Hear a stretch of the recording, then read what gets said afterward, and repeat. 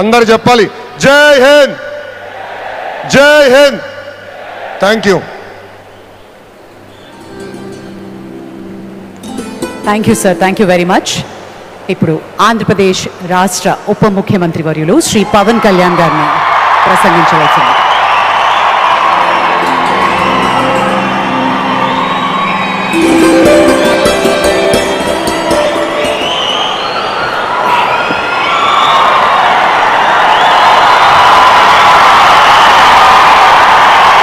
మహోన్నత భారతదేశానికి యుగ పురుషుడిగా, వికసిత్ భారత్ మహాసంకల్పానికి దూరదృష్టి గల రూపకర్తగా, ధర్మాన్ని, భారతీయ శాశ్వత నాగరికత విలువలను పరిరక్షించడంలో ఆచంచల నిబద్ధతను కనపరుస్తూ తన దూరదృష్టి గల నాయకత్వంలో 140 కోట్ల భారతీయుల ఆశయాలకు నూతన స్ఫూర్తినిచ్చి దేశాన్ని అపూర్వ ప్రగతి పథంలో వేగంగా ముందుకు నడిపిస్తూ ఆత్మనిర్భరత స్ఫూర్తిని, జాతి గొప్పతనాన్ని మరింత బలోపేతం చేసి ప్రపంచ వేదికపై భారతదేశాన్ని ఆత్మవిశ్వాసంతో కూడిన గౌరవప్రదమైన స్థానం నిలబెట్టిన మన గౌరవ ప్రధానమంత్రి శ్రీ నరేంద్ర మోదీ గారికి మన రాష్ట్ర ప్రజలందరి తరపున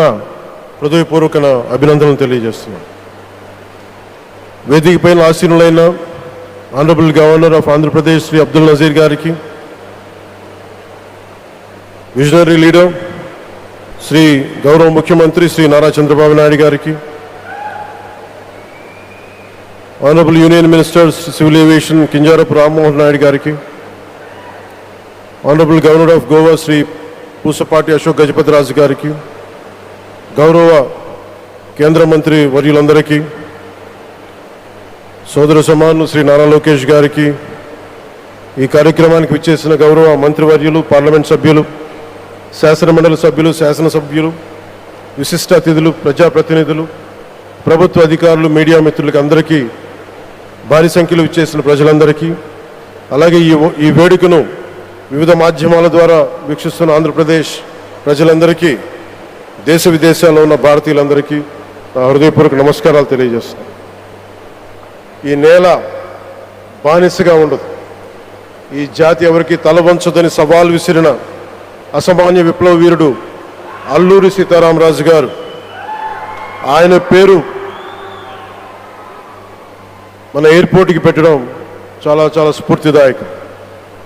As we dedicate this airport to the people, one thought comes to my mind: Alluri స్ఫూర్తి రెక్కలపై ప్రపంచాన్ని చేరే Andhra Pradesh. Rooted in Alluri's ideals and driven by the aspirations of our people, Andhra Pradesh is ready to soar to greater heights.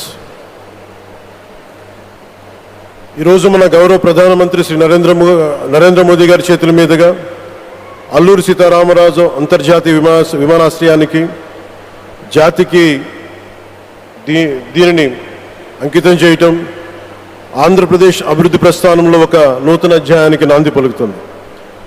Modi గారి నాయకత్వంలో ఈరోజు 17,435 కోట్ల విలువైన అభివృద్ధి కార్యక్రమాలు ప్రజలకి అంకితం కావడం, అలాగే national highway projects, energy infrastructure ప్రాజెక్టులో ప్రారంభోత్సవాలు, శంకుస్థాపనలు జరగడం మన రాష్ట్ర అభివృద్ధిలో చాలా కీలకమైన ఘట్టం. ఈ ప్రాజెక్ట్స్ కనెక్టివిటీని బలోపేతం చేయడం కాదు, ఎనర్జీ సెక్యూరిటీని పెంచి ఇండస్ట్రియల్ గ్రోత్స్కి మరింత వేగాన్ని అందించి యువతకి ఉపాధి అవకాశాలు మెరుగుపరిచి ఆంధ్రప్రదేశ్ని మరింత వేగంగా అభివృద్ధి పదంలో ముందుకు నడిపిస్తాయి. ఒక దేశం కేవలం ప్రకటనలతో అభివృద్ధి చెందదు, ప్రజల కళల సాకారం అయ్యే మౌలిక సదుపాయాలతో అభివృద్ధి చెందుతుంది. So Honorable Modi ji, your vision of Vikasit Bharat and Atmanirbhar Bharat is transforming the nation across every sector, from highways to railways, from ports to airports, from digital infrastructure to defense, manufacturing and renewable energy.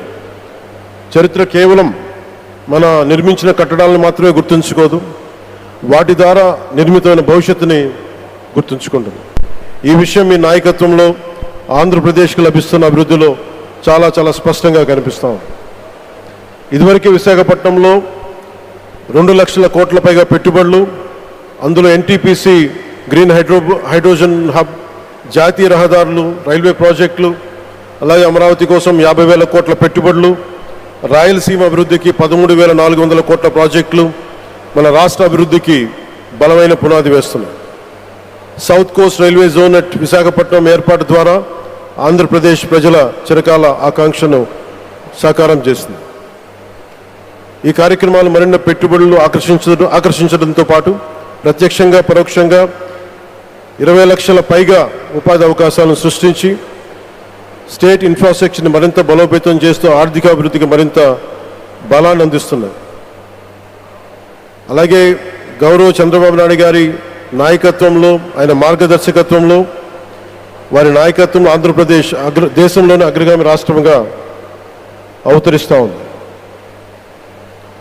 ప్రత్యేకించి ఈ విమానాశ్రయానికి అల్లూరి సీతారామరాజు గారి పేరు పెట్టడం ఆ మహావీరుడికి నివాళి మాత్రమే కాదు, ఆయన ఆశయాలను, ఆయన స్ఫూర్తిని భావితరాలకు అందించే చాలా చాలా గొప్ప నిర్ణయం.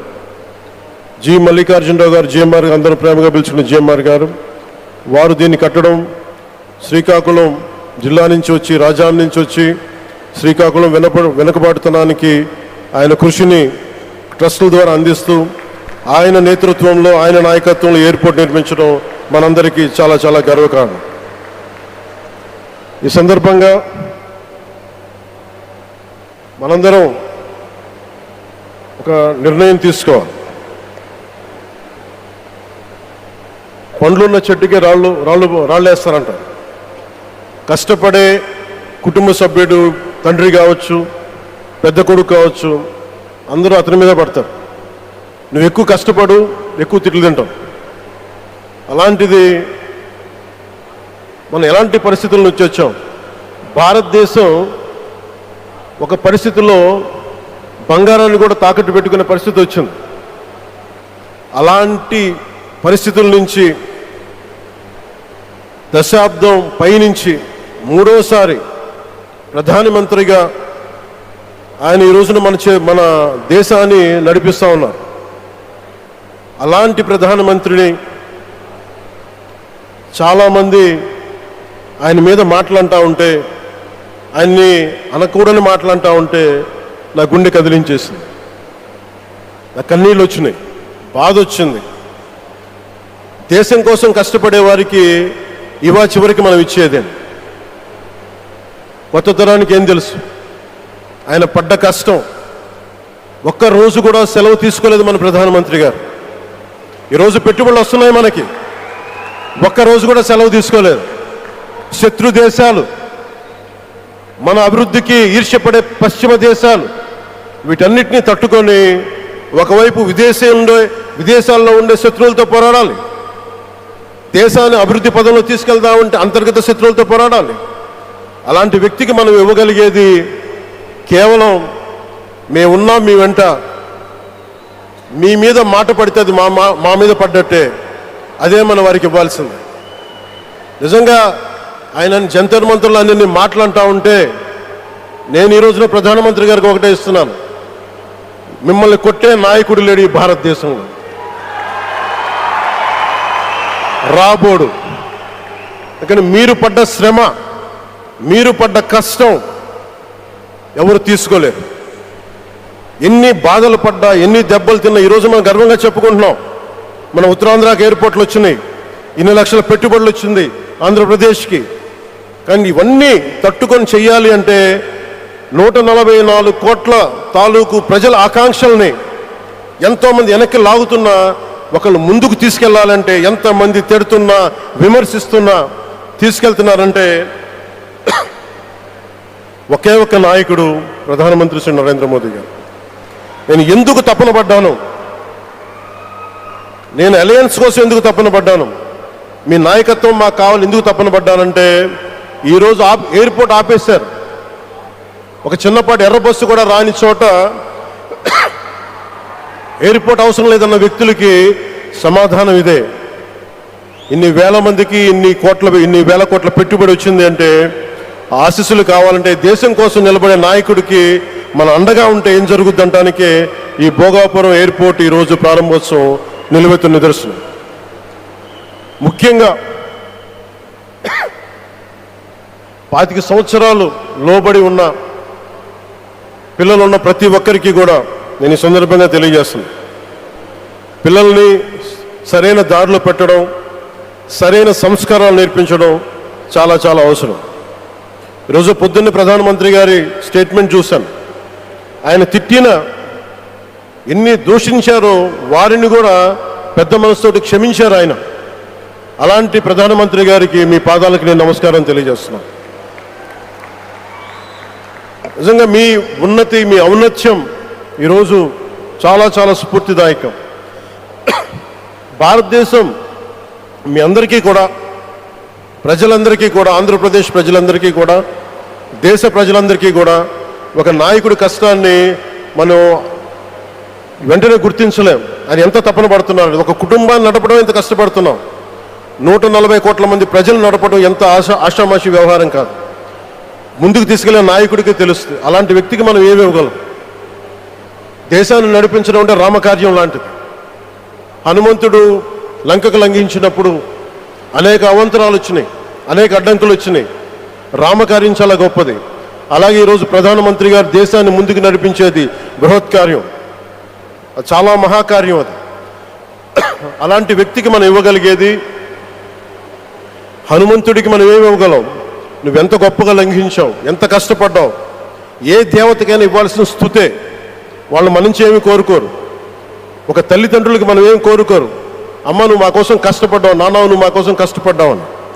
అలాగే ఈ దేశ ప్రధానికి, సెలవు తీసుకోకుండా పనిచేస్తున్న ఈ దేశ ప్రధానికి మనం ఇవ్వగలిగేది, మీరు మా కోసం ఎంత కష్టపడ్డారు, మీరు మా కోసం నిరంతరం ఎంత శ్రమ తీసుకున్నారని చెప్పడమే మనందరి కర్తవ్యం. అలాంటి గౌరవ ప్రధానమంత్రి గారికి మనస్ఫూర్తిగా మీరు అనుకున్నంత కాలం అధికారం మీరు వద్దంటే వదలాలి, కానీ అధికారం మీ చేతుల్లోనే ఉంటుంది. దానికి మేమందరం నిరంతరం కృషి చేస్తామని తెలియజేసుకుంటూ, భారతమాత ముద్దుబిడ్డ మన ప్రధానమంత్రి నరేంద్ర మోదీ గారికి ధన్యవాదాలు తెలుపుకుంటూ, ఒక్కసారి ఆయనకి ఇవ్వగలిగేది భారత్ మాతకి జయజయలు చెప్పుకుంటూ సెలవు తీసుకున్నాను. భారత్ మాతాకి. గౌరవ ప్రధానమంత్రి గారికి మరోమారు ధన్యవాదాలు తెలుపుకుంటూ, మీ ఆశీస్సులు మా అందరికీ కావాలి, రాష్ట్రానికి కావాలని తెలియజేసుకుని సెలవు తీసుకున్నాను. జై భారత్ అండ్ జై హింద్.